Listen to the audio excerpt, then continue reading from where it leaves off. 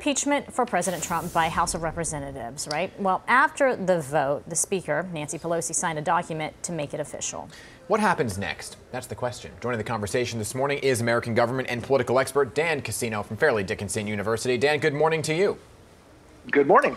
So there is a lot to talk about here and really unpack. President Trump impeached by the House in 2019, now in 2021, making history as the first president being impeached twice. So let me just quickly get your thoughts on that history-making moment.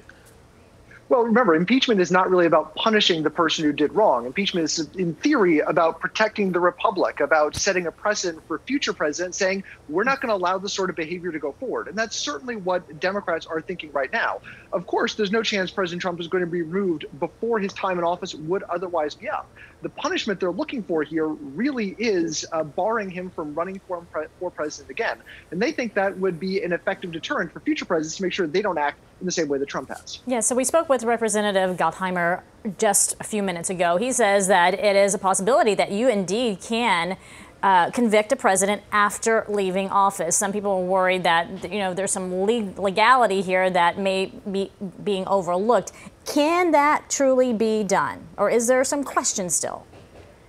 There are certainly questions, and there are questions because, remember, the United States Congress has impeached a grand total of about 25 people in the history of the republic, and most of those are federal judges for whom a lot of these questions don't really apply. So there is no provision in the Constitution that bars Congress from impeaching a president or barring a president from running for office again who has already left office. Indeed, John Quincy Adams, after leaving the presidency, he went back to Congress and said, yeah, you can impeach me now if you want to. You can impeach me up until I die. That said, it's never been tried before. And that's so true of so many things with impeachment. There's just not a lot of precedent here. Yeah, and I think that what we keep talking about, right, is the uncertainty and the uncharted territory that we're kind of in here. So the House votes to impeach. Now it goes to this trial. Senate Majority Leader Mitch McConnell, though, says the Senate process for impeachment will begin at the regular Senate meeting. He released a statement that says even if the Senate process were to begin this week and move promptly, no final verdict would be reached until after President Trump had left office. This is not a decision I'm making. It's a fact.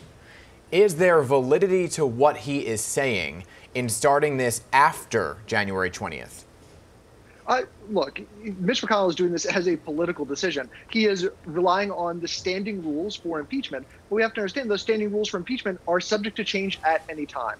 Senator McConnell, if he wanted to, could move this faster, but he doesn't want to. And there's really no way to force him to do it. So he's relying on the precedent, but he's the one who makes the precedent. But Dan, is it a cunning decision in that by waiting till after President-elect Biden is in office, some of these Republican members of the Senate may feel a little more comfortable in voting to convict?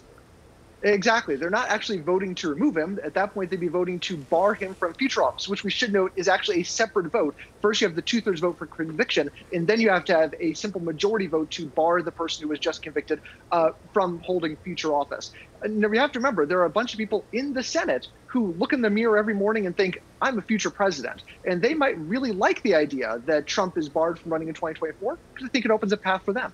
Okay, so let me just break that down one more time for me, right? Because I think that is the crux of a lot of it, because it's all about politics and all about everybody's future, right? So, House has impeached. Senate has a trial. What keeps the president from being able to run from office again? Because he was impeached, but he can still run from office. So what is it, a guilty verdict here? Right. So the Senate would have to convict him on a 2/3 vote. And then after convicting him, that removes him from office. But of course, he already have office. That's moot. Then afterwards, they have to have a second vote, a simple majority vote, to bar him from ever holding federal office again. There actually is some constitutional question about whether that provision applies to the presidency.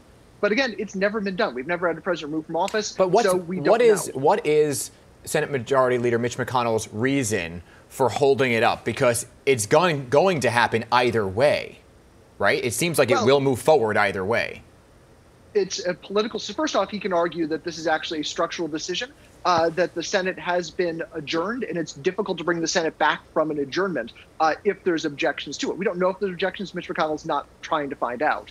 So that's one thing. The other thing is really he's trying to, I think, lower the temperature on this and make it easier for Republicans. Yeah, make it easier for Republicans to vote to convict if that's what they want to do. Mitch McConnell, in his statement, seems to be worried about the stench of Trump on the Republican Party. Remember, Trump is a very unpopular president right now. He's got approval ratings in the low 30s and the high 20s in some polls. And Mitch McConnell doesn't want that. Also, we've seen a lot of donors, a lot of corporate donors backing out, saying they're not going to give to Republicans until this is resolved. So McConnell might be saying, look, let's wait a week. Let's bring the temperature down, bring the pressure down. And then when things are a little easier, we're going to do it. Also, this could be seen as a way to hurt Joe Biden.